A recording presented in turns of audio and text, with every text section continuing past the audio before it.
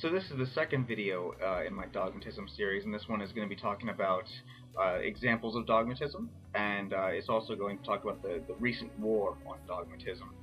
So let's just start off with some examples of dogmatism. The earth is flat is dogmatic.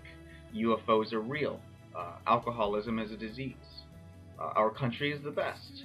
Our ideology is right, whether that's political, philosophical, religious.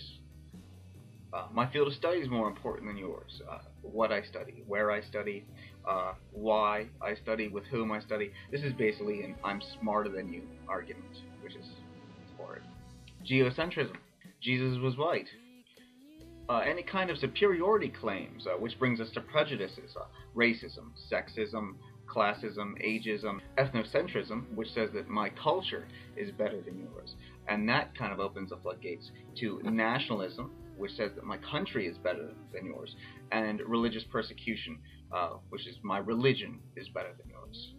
Now, there's been a recent war on dogmatism, but mostly it's been against religion. There are four main players. One is Richard Dawkins, who says that we are in a new age of reason.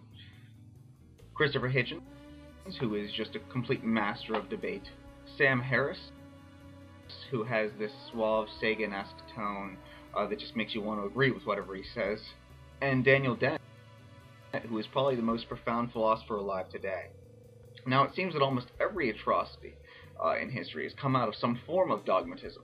And the more that I think about it, the more I cannot think of a single atrocity that has not come out of some form of dogmatism. And I suppose that this claim is really dependent upon your definition of what an atrocity is. Is it an atrocity when there are 100,000 dead, or 10,000, or 1? Does the reason why those deaths happen make a difference? So dependent upon your definition of atrocity, I would speculate to say that all those major atrocities were caused by some form of dogmatism. And I think that on top of the numbers game, as far as atrocities go, you have to have some kind of malicious intent behind it.